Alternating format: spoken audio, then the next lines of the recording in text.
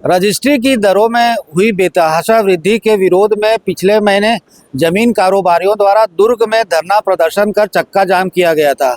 इस धरना प्रदर्शन और बिना किसी पूर्व सूचना के चक्का जाम करने के उपरांत पुलिस द्वारा प्रदर्शनकारियों को तितर बितर करने, चूंकि चक्का जाम के दौरान काफ़ी हद तक स्थिति वहां पर बिगड़ चुकी थी। दोनों ओर से वाहनों की लंबी कतारें लगी हुई थी।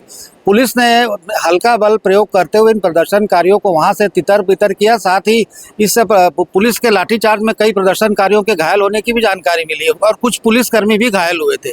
इस घटना के उपरांत पुलिस द्वारा कुछ जमीन कारोबारियों पर एफआईआर दर्ज कर विभिन्न धाराओं के तहत एफआईआर दर्ज कर उन्हें जेल दाखिल किया गया।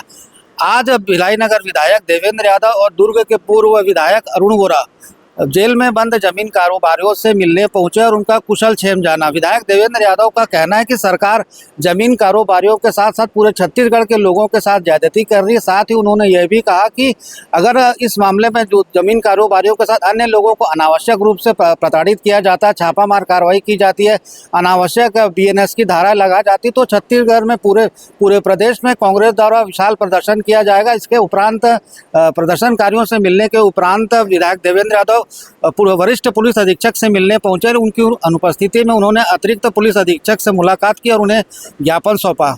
इस संबंध में उनका स्पष्ट रूप से कहना है कि जमीन कारोबारियों के साथ साथ जिस तरह से सरकार इस तरह की बेतहाशा वृद्धि करी है, 5 से 7 गुना जो वृद्धि की, इस वृद्धि को जब तक कम नहीं किया जाता तब तक उनका कांग्रेस का धरना प्रदर्शन पूरे प्रदेश में जारी रहेगा। देखिए, ये सब युवा वर्ग के लोग हैं और अपना इन्वेस्टमेंट करके परिवार की पूरी पूंजी लगा के एक छोटा सा रोजगार करने का प्रयास कर रहे हैं और उनको इस तरीके से बर्बरता पूर्वक जो लाठीचार्ज किया गया, जबरदस्ती उन लोगों पर दबाव बनाया जा रहा है, बहुत सारे लोगों के सर फोड़े गए, ऐसा अभी इनसे बात करके पता चल रहा है। साथ ही साथ इनका ये भी कहना है कि किस तरीके से एकाएक इनको पहले तो शाम को छोड़ दिया गया और अगले दिन सुबह 6 बजे किसी के यहाँ 5 बजे आकर पुलिस वालों ने घर पर दरवाजों पर लात मारकर, सबसे बदतमीजी करके, बदसलूकी कर उनको जबरदस्ती अपराधी के जैसे यहाँ पर जेल में बंद किया है। तो ये सारी घटनाएं जो हो रही है वो दुर्ग जिले के सौहार्द के लिए ठीक नहीं है, हमारे स्टेट के सौहार्द के लिए ठीक नहीं है। इस तरीके से अगर बर्बरता शासन प्रशासन करेगा तो इससे नुकसान होगा।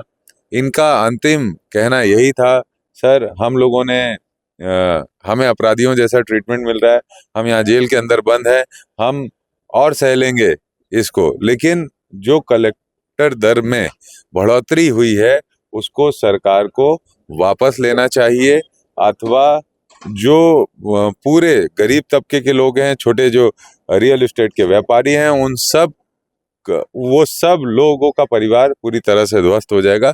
जेल के अंदर रह के भी वो हौसला नहीं टूटा है उनका और वो अभी भी ये कह रहे हैं कि कलेक्ट्रेट दरों में जो बढ़ोतरी हुई है सरकार को उसको वापस लेना चाहिए। हाँ, एसपी साहब से भी मिलेंगे और अभी भी लगातार ये इस केस को इस तरीके से बनाया गया है, 9 लोगों के ऊपर नामजद रिपोर्ट रखी गई है और अन्य लिख दिया है। तो इसमें जो कोई बात कहना चाह रहा है, बोलना चाह रहा है, उसको नोटिस देके बुलाना या उसको दबाव बनाकर उसका भी नाम जोड़ देना, इस तरीके की बातें हैं। धाराएं जो लगी है वो भी बहुत गलत धाराएं लगी है, दंगा की धारा लगी है, जो कि नहीं होना चाहिए। इन सभी विषयों पे एसपी से बात करें। किसी का दबाव है पूरे मामले में लग रहा है?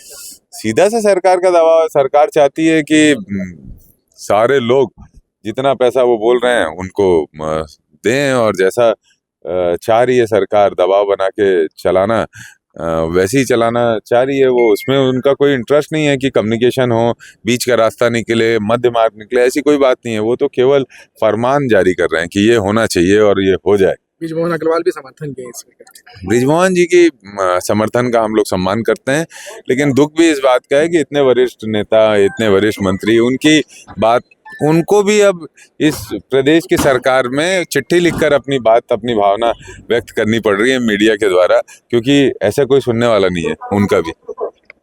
भरोसा 24 न्यूज़ के लिए अतुल शर्मा के साथ संजय दुबे।